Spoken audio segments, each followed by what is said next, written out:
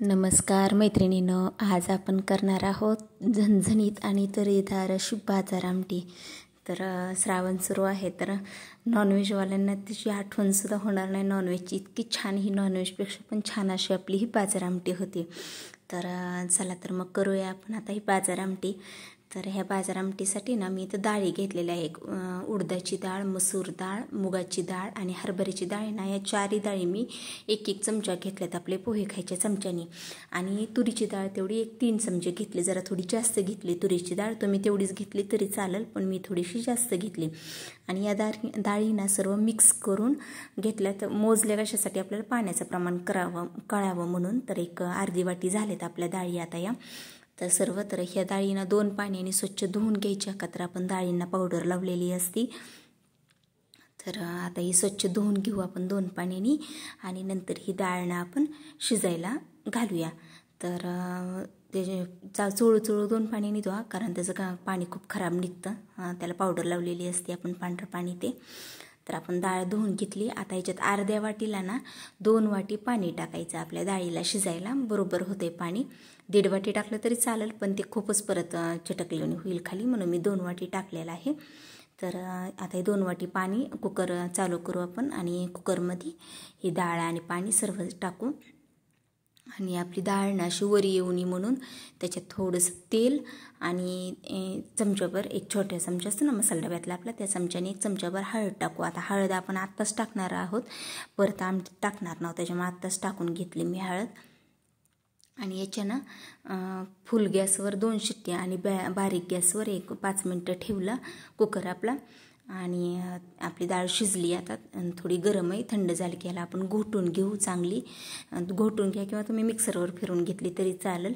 रवीने घोटली तरी चालेल, ती एकदम एकजीव अशी व्हावी.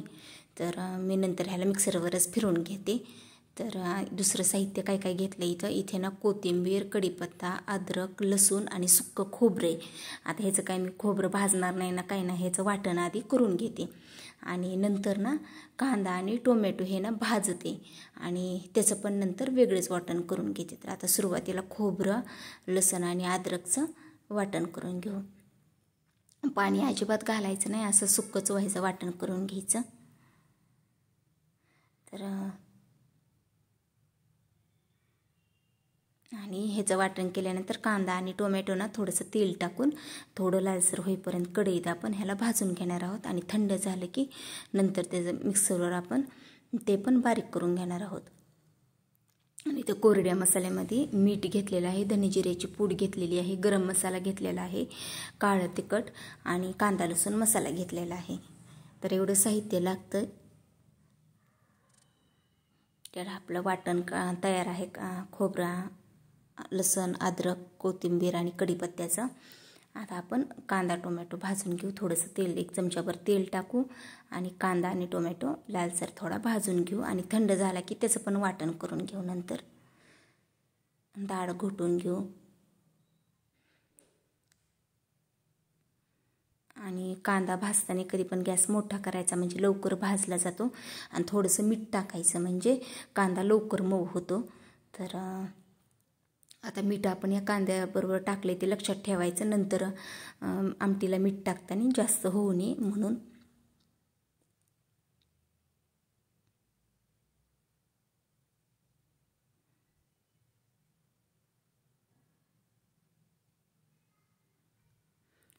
तर मी ते कांदा टोमॅटो भाजून थंड करून त्याची पेस्ट करून घेतली, तुम्ही पाहू शकता.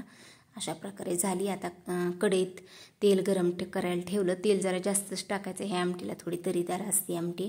आणि त्याच्यात हे वाटण टाकून चांगलं तेल सुटूस तर परतून घ्यायचं. आणि आमटीला टाकण्यासाठी मी दुसऱ्या शेगडीवर पातेल्यात पाणी गरम करायला ठेवलेलं आहे. तर तेल सुटेपर्यंत आपलं मिश्रण परतून घेतलं आपण वाटण. आणि त्याच्यात नंतर खोबरं, लसूण आणि अद्रकचं जे, कोथिंबीर, कढीपत्त्याचं जे वाटण होतं ते नंतर थोड्या वेळाने टाकू.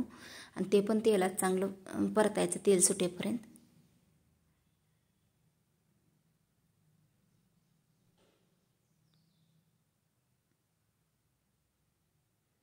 तर तेल सुटेपर्यंत परतलं आहे आपण चांगलं.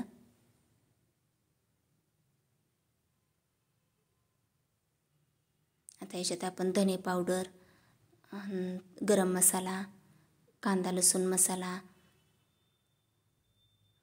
आणि आपलं घरी बनवलेलं आपण काळं तिखट ते टाकून घेऊया.